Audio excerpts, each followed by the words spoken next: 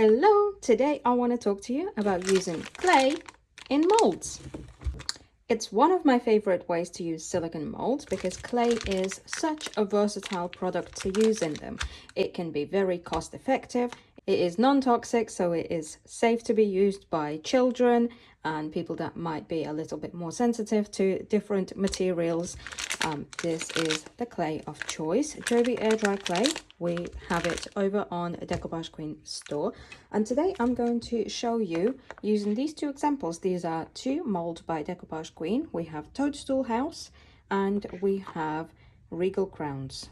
All of the products that I'm going to show you in today's video can be found over on decoupagequeen.com. And if you're completely new to using clay and molds, we even have a beginner's kit available over on Decoupage Queen's store, which includes this mold, this clay, and the wax paste for you to use over your mold to show it off. It's a perfect kit to get started. So there's a few things that you're going to need. So of course you're going to need your mold, your clay, baby oil or cornstarch. I personally prefer to use baby oil to help lubricate the mold a little bit before I put clay in to help with the release. Some people prefer to use cornstarch. That is also absolutely fine. It is really a matter of personal preference, so I would recommend give both a try. So first things first, get your clay out of the mold and start working it. You're going to want to soften it up a little bit so that it warms up, it becomes a little bit more pliable. It tends to be a little bit more on the harder side when you first get it out of the pack, so warm it up in your hands. You can roll it like this, squish it back into a ball, then roll it out again into a little clay worm, then roll it back into a ball. Just get it working, get it nice and pliable. Next, take your baby oil or cornstarch at this point and a brush and brush a little bit of baby oil or cornstarch into your mold. Next, squish your clay into the mold. Use the palm of your hand to help you get it in there if needed. And then use either a palette knife or even just your hands, like so, to remove the excess clay out of the mold. Some people prefer to use their hands. I typically use a palette knife. Either one is fine. You just need to find which one works best for you. Sometimes you will see that the clay lifts out of the mold. That's okay, just squish it back in and add a little bit more clay in there if you removed any. Then flatten it down.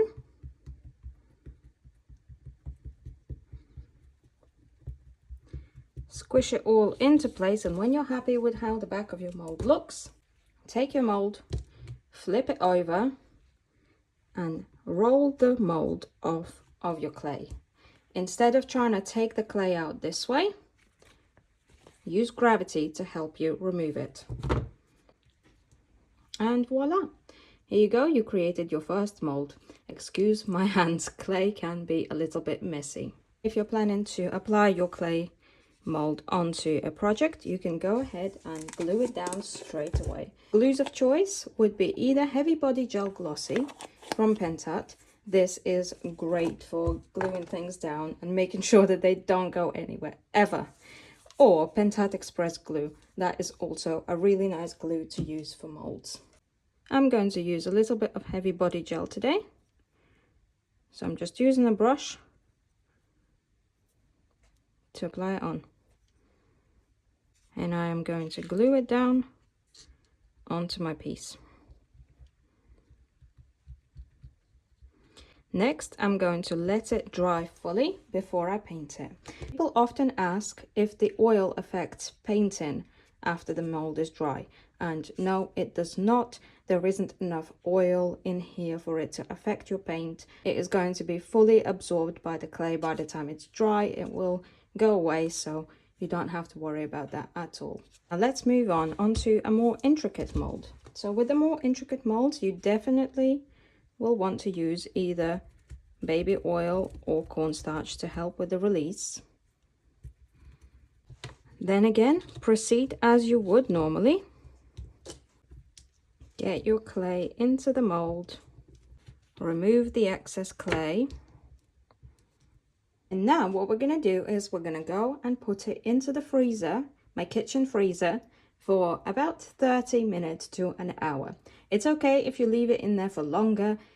Shorter time may not give it enough freeze for it to freeze in place for you to be able to take it out easily, but anywhere from 30 minutes and up is absolutely fine. So I'll see you in about 30 minutes. Okay, it has actually been a little bit closer to an hour than half an hour now that we are back, and a clay is lovely and solid, which means that it's going to be a lot easier to get it out of the mold with all of these little thin parts of the mold. So let's just go ahead and get that done before it starts defrosting and becomes pliable again. So again, I'm going to flip the mold over and use gravity to help me get the mold out. There we go. Just roll it off like this, and this is how you can create lovely intricate molds using clay without having to use resin or anything like that, and still keep all of the fine little details. Even though right now the clay looks like it is hard and solid and won't bend, it is very different from it being completely dry and being rock solid. So again, it's only solid because it's frozen. As soon as it starts defrosting, it's going to become pliable again.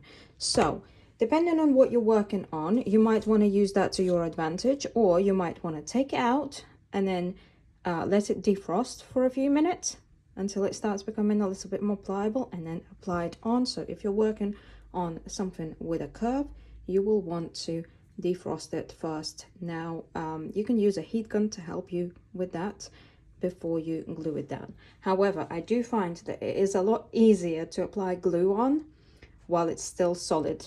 So I'm just going to get my heavy body gel and glue them on.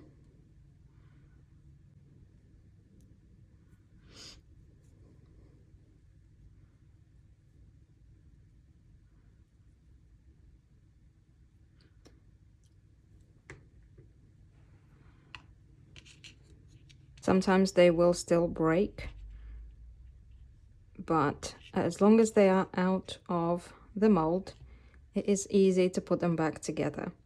With thin parts like this, it still can be a little bit tricky to work with them. And the more they defrost, the easier it is for them to break. But as long as they're out of the mold, it is fixable.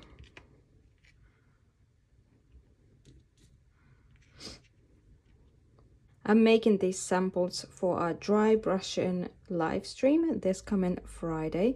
I'm going to use these as samples for dry brushing technique. So if you're watching this before it, then I would love for you to join us in the live stream.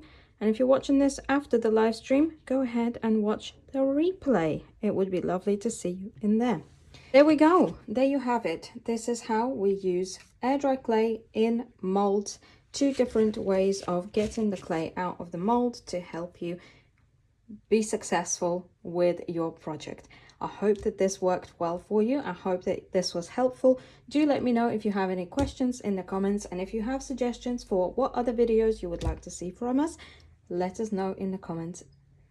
Thank you for watching, and bye!